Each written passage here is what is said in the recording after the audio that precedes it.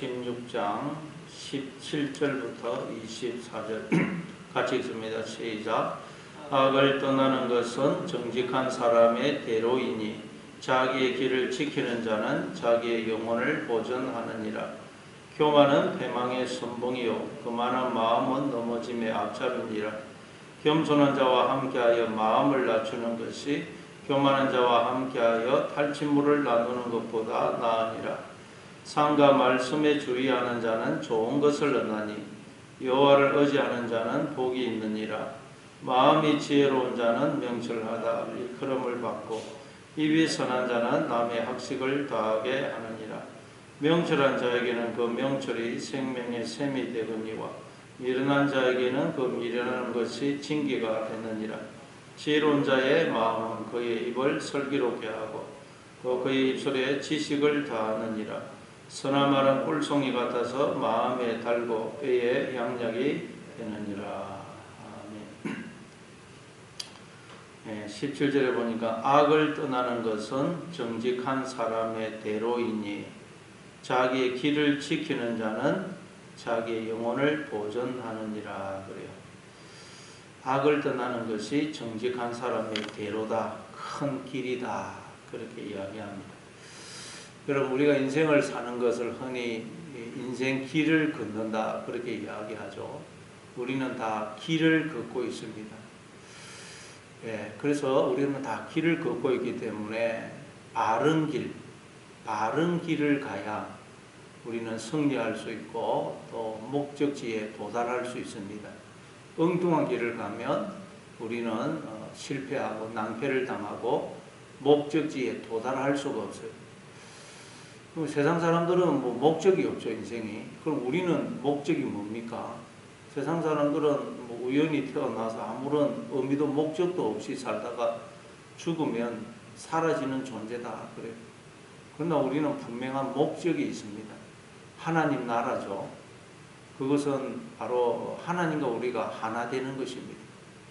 나는 아버지 안에 있고 아버지는 내 안에 계시고 아버지와 내가 하나 되는 것, 하나님과 올바른 관계를 맺는 것, 그것이 우리의 목적지입니다. 그 목적지를 향하여 우리는 이제 길을 갑니다. 길. 근데 그 길이 어떤 길이라고요? 어떻게 할 때 그 길이라고 그래요? 악을 떠나는 것이 정직한 사람의 대로다. 큰 길이라. 우리가 이 목적지를 향하여 가기 위해서는 악을 떠나야 된다. 악을 떠나는 것이 바로 우리가 이 목적지를 향하여 가는 그 길을 가게 된다. 악을 떠나는 것은 뭡니까? 하나님을 주인으로 모시고 그분의 다스림을 받고 순종하는 것이죠. 즉 예수님 안에 가는 것입니다. 그래서 예수님이 요한복음 14장 6절에서 내가 곧 길이요 진리요 생명이니 나로 말미암지 않고는 아버지께로 올 자가 없다. 내가 길이기 때문에 나로 말미암지 않고는 아버지께로 갈 자가 없다. 우리의 목적지는 아버지입니다. 하나님. 근데 거기에 이르는 길이 예수님이라는. 그러니 우리가 예수님 안에 거해야 돼요. 즉 우리는 아직 주님의 그 뒤를 따라서 가야 됩니다. 주님께서 본을 보여주신 것처럼 주님의 안에 가고 주님의 다스림을 받고 주님 가신 길을 따라가야 돼요.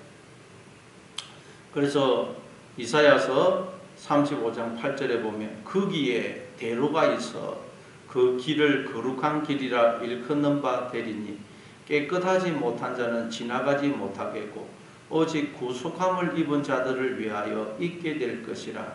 우매한 행위는 그 길로 다니지 못할 것이며 거기에 대로가 있어. 거기는 뭐냐? 사막입니다. 앞에 보면 사막인데 사막은 길이 없어요. 우리 인생도 길이 없죠. 세상 사람들은 길이 없다고 그럽니다.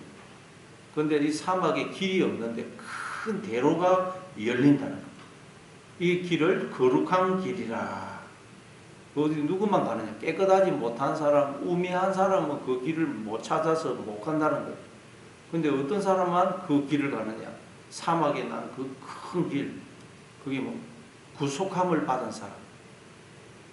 하나님을 의지하고 믿고 하나님만 소망하고 순종하는 사람, 그 사람들이 누리는 그 사막에 큰 대로가 보인다는 거예요.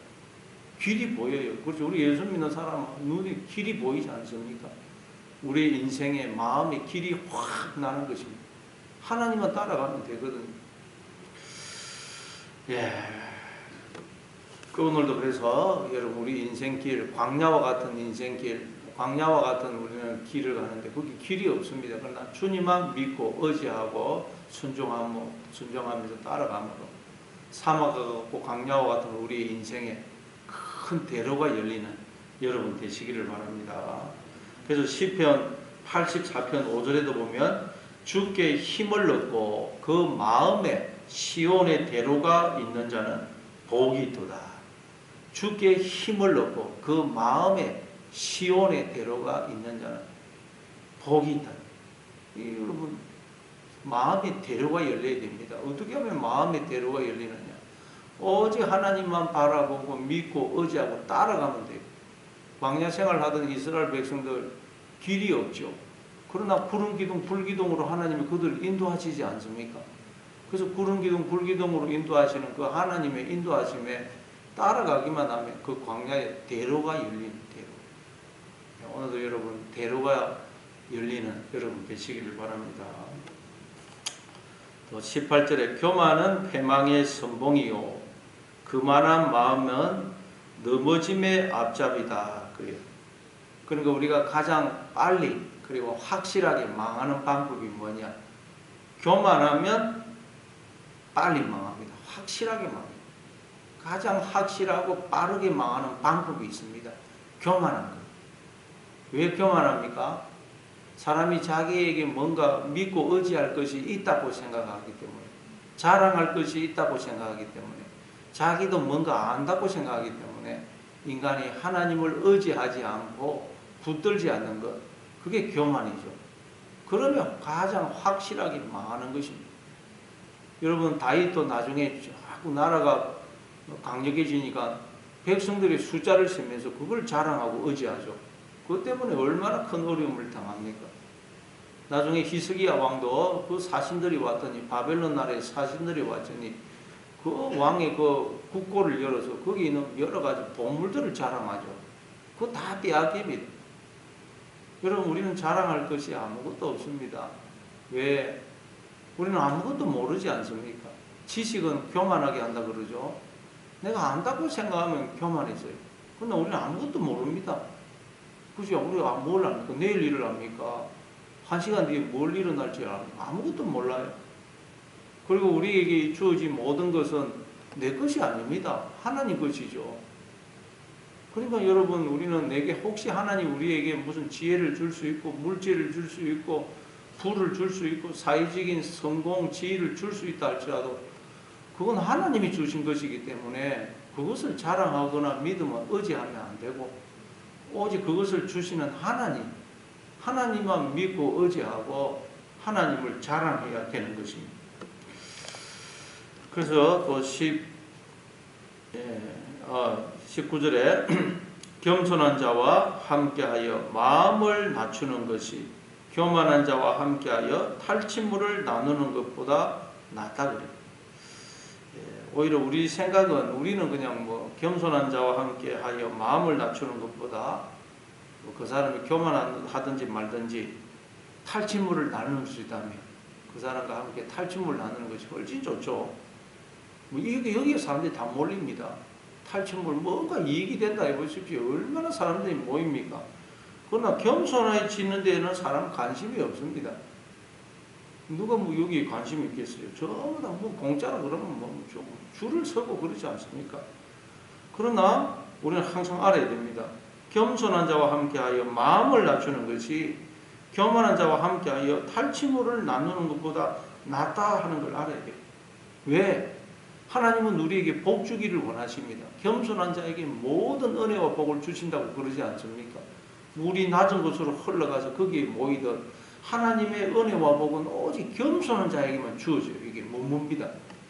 그래서 하나님 우리에게 복을 주시려고 준비를 해놓고 우리가 겸손해지기를 기다리고 계신다는 거예요. 그러니까 여러분 하나님 왜 나한테 복을 안 주시나?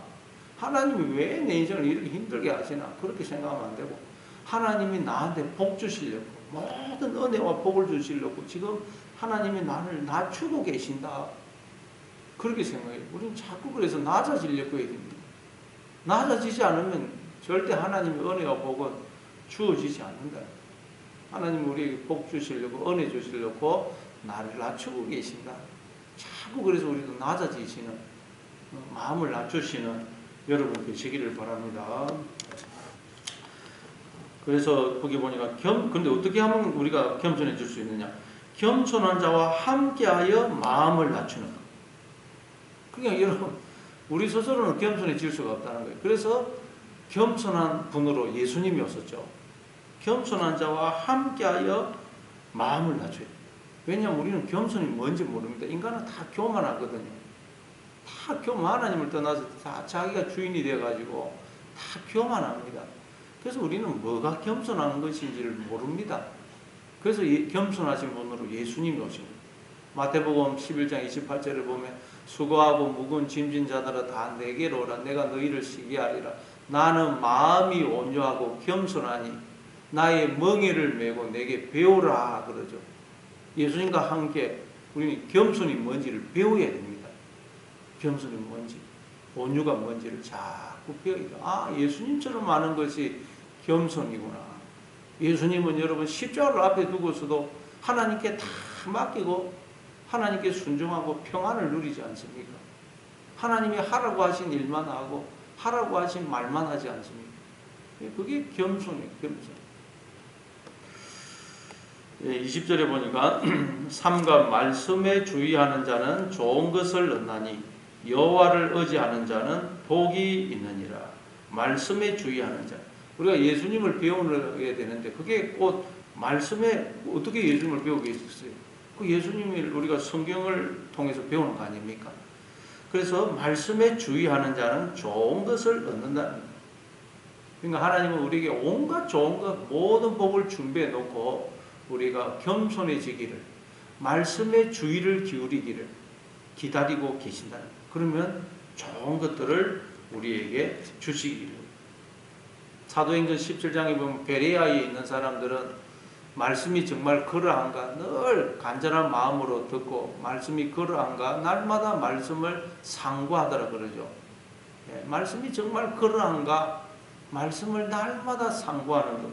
이게 여러분 말씀에 주의를 기울이는 그 말씀. 그 말씀이 하나님 말씀이 뭐라고 하시는지 이 말씀이 무슨 뜻인지 계속 상고하는 것. 그게 말씀에 주의하는 자. 그런 사람은 좋은 것을 얻는다는 것입니다. 얻는 거예요. 예. 그 누가복음 11장에도 보면 예수님이 말씀을 전하니까 어떤 한 여자가 예수님을 보고 당신을 뵌 태와 당신을 먹인 저지 복이 있습니다. 그렇게 이야기하니 예수님이 뭐라 그래요? 오히려 아니다. 오히려 하나님의 말씀을 듣는 자가 복이 있다.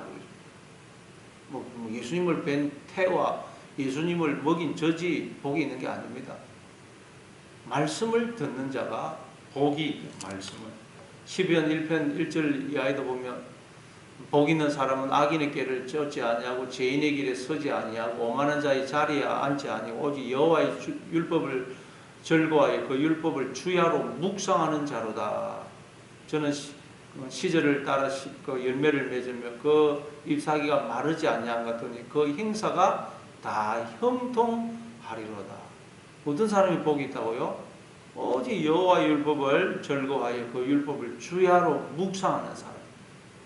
그 사람은 여러분 시절을 따라 가시를 맺고 잎사귀가 마르지 않고 행사가 다 형통하다는 것입니다.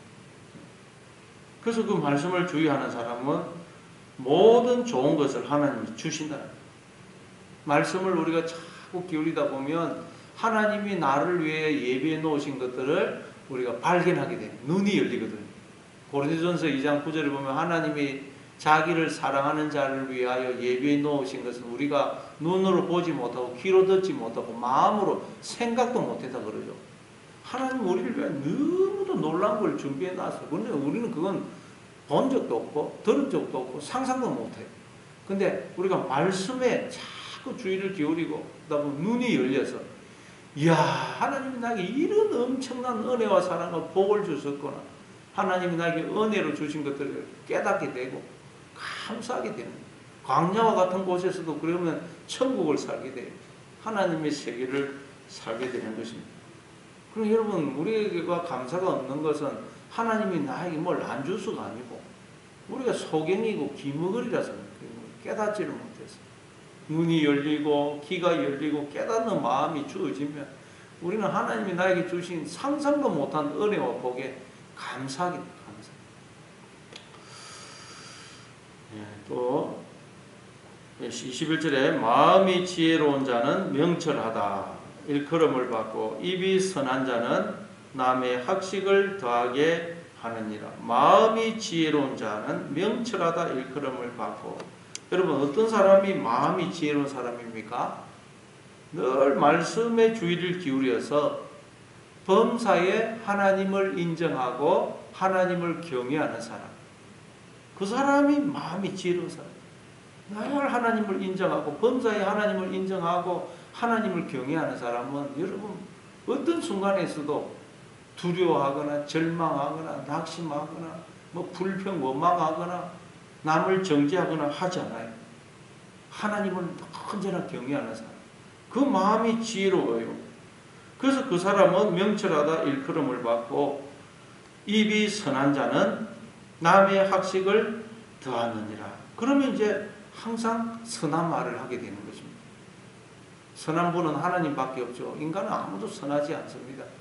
그러나 우리가 하나님을 경외할 때 우리도 마음속에 하나님의 말씀이 있게 되어서 선한 말을 하게 되어서 다른 사람을 깨우치게 되는 것입니다.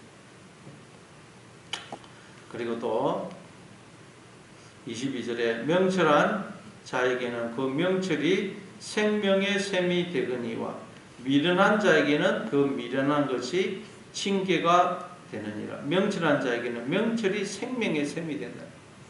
여호와를 경외하는 사람, 범사에 하나님을 인정하고 여호와를 경외하는 사람은 지혜로운 마음이 되어서 그 마음이 생명의 샘이 된다. 예수님도 요한복음 7장 37절에서 누구든지 목마르거든 내게로 와서 마시라. 나를 믿는 자는 그 배에서 생수의 강이 흘러나온다 그러죠.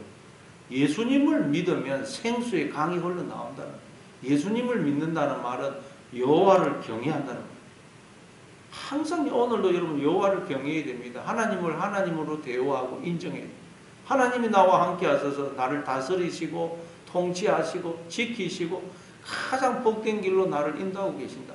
이걸 늘 인정하게 될 때 우리는 지혜로운 마음이 되고 그 마음에 생수의 강이 흘러나와서 어떤 상황 속에서 우리는 기뻐하고 감사하고 만족하게 되는 것입니다. 하나님을 경외해야 됩니다. 그런데 미련한 자에게는 그 미련한 것이 징계가 되느니라. 이 무슨 뜻일까요? 미련한 자에게는 그 미련한 것이 징계가 된다. 징계, 무사하는데 징계, 훈계. 이건 좋은 겁니다. 징계, 훈계는 히브리서 12장에 보니까 하나님께서 사랑하시는 아들은 반드시 징계한다 그러죠. 아들이기 때문에 우리를 징계합니다. 훈계예요.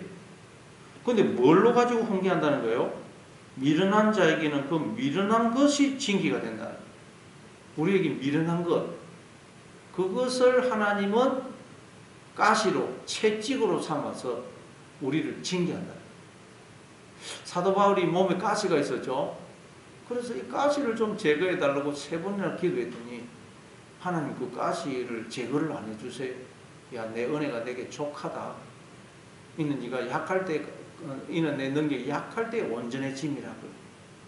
그래서 사도 바울은 이 자기 몸에 주어진 그 가시가 그에게 징계가 되고 그게 채찍이 되어서 이 몸에 있는 가시가 사도 바울이 조금 마음이 느슨해져 가지고 하나님을 떠나려고 그러면 이 가시가 사도 바울을 확 찌르고 때려가지고 야, 너 왜 하나님을 떠나려고 그래? 빨리 하나님께로 돌아가. 하나님 의지해. 몸에 있는 가시가 계속 사도 바울을 징계합니다. 그래서 사도 바울은 야, 이 가시가 이게 나한테 주어진 축복이구나 알고 봤더니, 그래서 내가 여러 약한 것들에 대하여 자랑하느니 이는 내가 약할 것 되었고 강함이라. 그걸 고백하죠. 우리에게도 미련한 것, 부족한 것, 약한 것이 있습니다. 그걸 여러분, 하나님은 그것을 가지고 우리를 징계한 거예요. 그것이 내가 하나님을 또 떠나간다, 하나님을 의지하지 않는다. 그러면 그 약한 것이 나를 확 찌르고 채찍이 돼서 때리면서, 야, 너 하나님을 의지해라, 하나님을 붙들어라, 징계한다. 그럼 여러분에게 주어진 미련, 약한 것, 부족한 것, 왜 이럴까? 하나님 왜 나한테는 이걸 주셨을까? 이런 질병을 주셨을까? 이런 아픔을, 이런 문제를 줬을까? 그럼 너무 여러분 그렇게 생각하면 안 된다. 그것이 우리를 징계해서 계속 우리를 하나님에게서 떠나지 못하도록 자꾸 하나님을 의지하도록 만든다는 거. 그래서 여러분에게 주어진 그 미련, 약한, 부족한 것, 이거 감사하시기 바랍니다. 그것 때문에 더 하나님을 의지하면 되는 것입니다. 그럼 그것이 축복이네, 축복. 우리에게 주어진 여러 가지 다 부족한 것이 있습니다. 인간들에게는 가정마다 다 문제가 있고 어려움이 있습니다. 근데 알고 봤더니 그게 축복이다라는 거예요. 그것을 통해서 하나님 우리를 자꾸 하나님께로 이끄신다는 거예요. 그게 미련한 자에게는 그 미련한 것이 징계가 되는 징계. 그리고 23절에 지혜로운 자의 마음은 그의 입을 슬기롭게 하고 또 그의 입술에 지식을 더하느니라. 지혜로운 자의 마음은 그의 입을 슬기롭게 한다. 그러니까 여러분, 그 사람이 하는 말, 그 입술이 하는 말을 들어보면 그 사람의 마음이 지혜로운 마음인지 어리석은 마음인지 알 수가 있다. 아, 저 사람 하는 말을 딱 들어보면 저 사람이 정말 하나님을 경외하고 있는지, 정말 저 사람 마음속에 하나님이 계신지 알 수가 있다는 거예요. 하나님을 경외하면 여러분 늘 항상 감사하고 긍정적인 말을 합니다. 뭐 두려워하고 낙심하고 절망하고 부정적인 말을 안 해요. 하나님을 경외하면 내 마음에서 생수의 강이 흘러나오는데 그러면 말이 벌써 달라집니다. 항상 감사하게 돼요. 어려움 속에서도 늘 하나님으로 인하여 감사하고 이 사람은 그 사람 지혜로운 마음. 하나님이 나와 함께 하시는데, 그래서 여러분 우리가 지혜로운 마음이 되기 위해서는 하나님을 경외해야 되고 늘 말씀이 우리 마음속에 있어요. 말씀을 묵상해서 말씀이 있을 때 그게 하나님을 경외하는 것입니다. 말씀을 늘 마음에 묵상해서 오늘도 여러분 내 말을 늘 살펴보면서 내 말에 감사가 없고 자꾸 불평 원망이 나온다. 야, 내가 또 이 하나님을 경외하고 있지 않구나. 하나님을 바라보고 있지 않구나. 정신을 차려서 하나님을 바라보고 경외하심으로 여러분 마음의 평안이 넘치는 그런 하루가 되시길 바랍니다. 또 24절에 보니까 선한 말은 꿀송이 같아서 마음에 달고 뼈에 양약이 되느니라. 선한 말. 선한 말은 하나님의 말씀이죠. 오직 선한 일은 하나님밖에 없다고 예수님이 말씀하셨죠. 그래서 선한 말은 하나님 말씀이에요. 하나님의 말씀은 꿀송이 같아서 마음에 달다는 거예요. 근데 우리가 하나님 말씀 읽어보면 뭐 물론 하나님이 우리를 위로하시고 격려하시는 말도 있지만 또 재앙의 말도 많아요. 막 우리를 책망하고 경고하는 말도 많아요. 그래서 에스겔서 2장과 요한계시록 10장에 보니까 두루마리 책을 먹으라 그러죠. 에스겔 선지자와 사도 요한이 두루마리 책을 먹었더니 입에서는 단데 배에서는 쓰더라. 왜냐하면 하나님 말씀을 우리가 처음에 들으면 너무 좋은 말씀이에요. 하나님이 내 아버지가 되시고 늘 나와 함께 하시면서 나를 지키시고 복을 주시고 나를 진리의 길, 생명의 길로 인도한다고 그러시거든요. 이야, 너무너무 답니다. 근데 인생을 통해서 정말 그게 맞는지 확인을 해보니까 아닌 것 같아요. 하나님이 거짓말 하신 것 같아요. 나를 버리신 것 같고 떠나신 것 같고. 그래서 너무 씁니다. 써요. 하나님 거짓말 하신 거예요. 성도들이 다 그 과정을 겪습니다만 너무너무 써요. 근데 지나고 보니까 하나님이 약속을 다 지키셨다. 한 번도 나를 떠나신 적이 없더라. 그걸 다 통과하고 나니까 하나님의 말씀이 그때는 꿀송이보다 더 단 꿀송이보다. 알고 봤더니 재앙의 말도 다 축복의 말씀이에요. 재앙의 말도 다 나를 축복하시는 말씀이고 나에게 주어지는 고난, 환난, 어려움도 다 다 하나님께서 나를 복 주시기 위해서 나를 바로잡고 계시는, 나를 고치시고 계시는. 그래서 알고 봤더니 하나님의 말씀은 다 꿀송이가 나중에는 이걸 깨닫고 나면 야 꿀송이처럼 돼. 그래서 마음에 달고 뼈에 양약이 된다. 뼈 우리의 존재를 가리킵니다. 이거 양양이라는 말은 고침, 마르페, 치료한다는 거. 이걸 깨닫게 되면 하나님의 말씀은 우리를 고칩니다. 치료해요. 우리를 고치고 치료하는 것은 하나님 말씀밖에 없습니다. 그리고 우리도 이 하나님의 말씀을 하게 될 때 절망에 빠진 사람들을 위로하고 고치게 됩니다. 오늘도 여러분 우리에게 주어진 그런 환난, 어려움이 결코 하나님이 우리를 무슨 버리신 게 아니고 우리 복 주시려고 고치고 계시다. 나를 고치고 계신다 하는 걸 기억하셔서 오늘도 마음의 생수의 강이 넘치시고, 그래서 우리도 이 하나님의 말을 함으로 절망에 빠진 사람을 위로하고 고치는 그런 여러분이 될 수 있기를 바랍니다.